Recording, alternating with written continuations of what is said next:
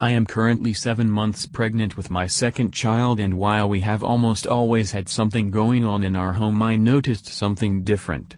I was around 2 months pregnant at the time that we started getting new activity in the house. Of course, the prankster still messes with our kitchen clocks from time to time, nothing unusual. But then as we started bringing things for the baby into the house like diapers, clothes and her crib, I noticed that there was a strong combination of both anxiety and anger in our home for a few days. I thought maybe I'm just being over-emotional between out-of-whack hormones, getting ready for the baby, and trying to get my oldest daughter Maggie into a special needs pre-K class, which anyone with an autistic or Down syndrome child knows that it's a lot testing, evaluations, paperwork, and usually a waiting list. So needless to say, things have been a bit wired. Later that night, as I was putting the bedding on the crib, I felt a strong quick tug on my PJ pants. I looked down expecting Maggie to be there needing a drink or to go potty, but she wasn't.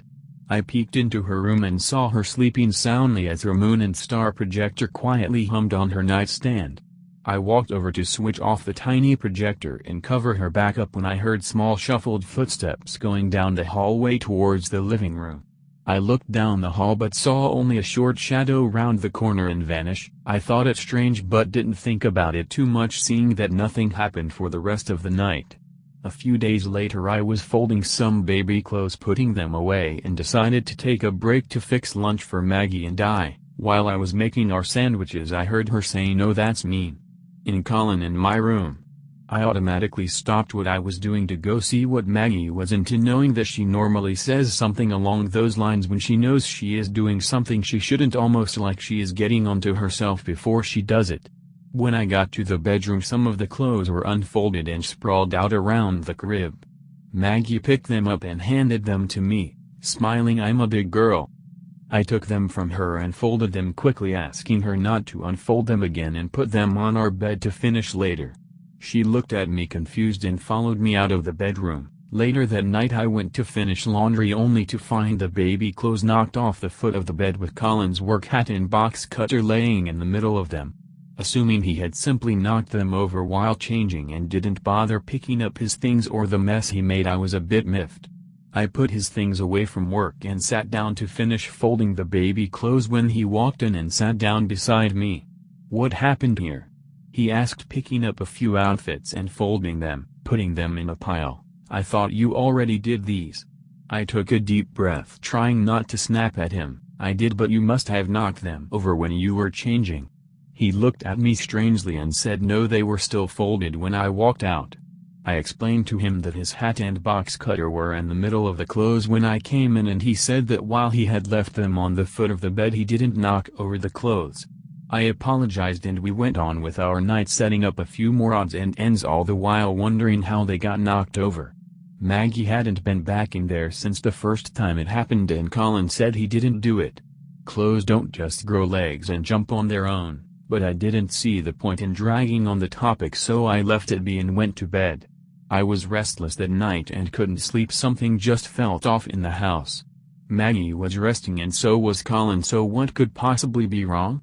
I went into the kitchen and got a drink when one of Maggie's toy trucks lit up and started playing music. I went into the living room and switched it off, knowing that the only way it could turn on was if someone pushed the button. Someone or something obviously wanted my attention. It's the only thing that added up. First the clothes and later the toy truck. I walked around the living room looking for anything else to be out of place, but nothing was.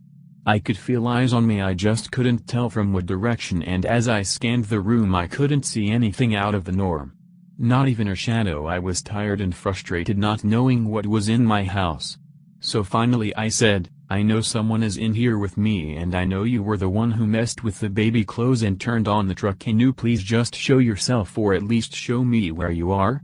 A few minutes went by and nothing happened. I could still feel someone there watching me, but I could not see them, which only made me a bit more nervous.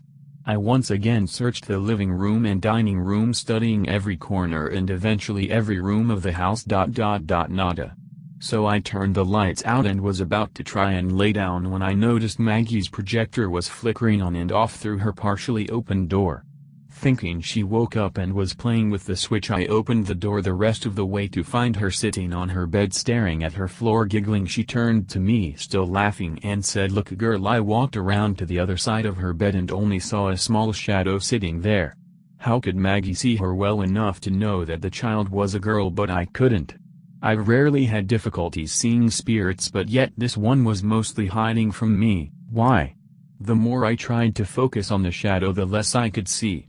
"Bye," Maggie said, waving at her while I watched the small shadow pass right through her window. So I tucked Maggie in and went to bed myself, knowing I had to be up early for a doctor appointment the next day.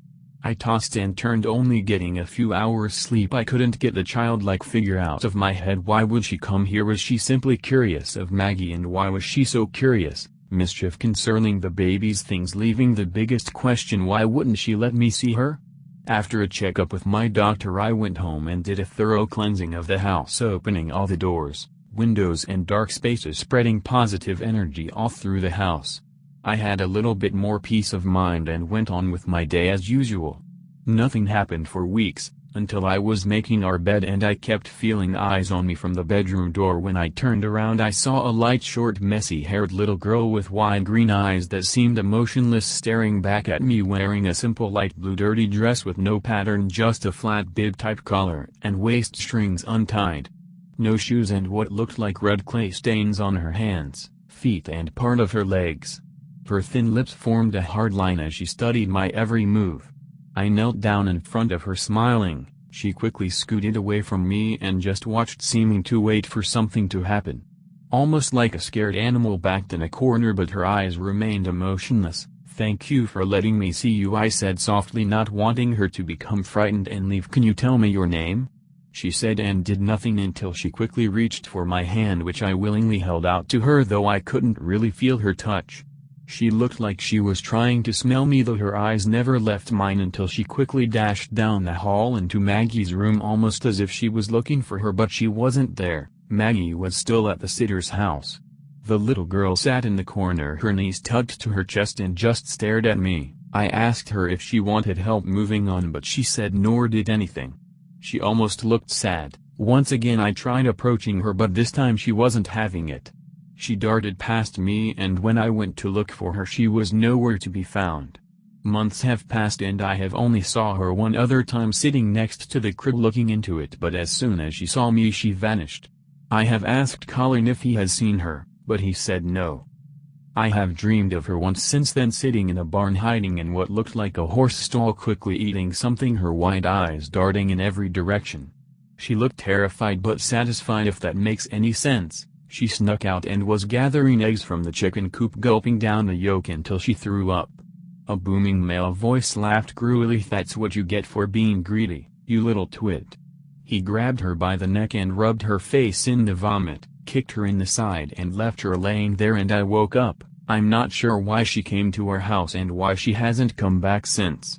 I simply wish there was something I could have done to help her. Who knows, maybe she will come back. I just hope one day somehow she can find peace.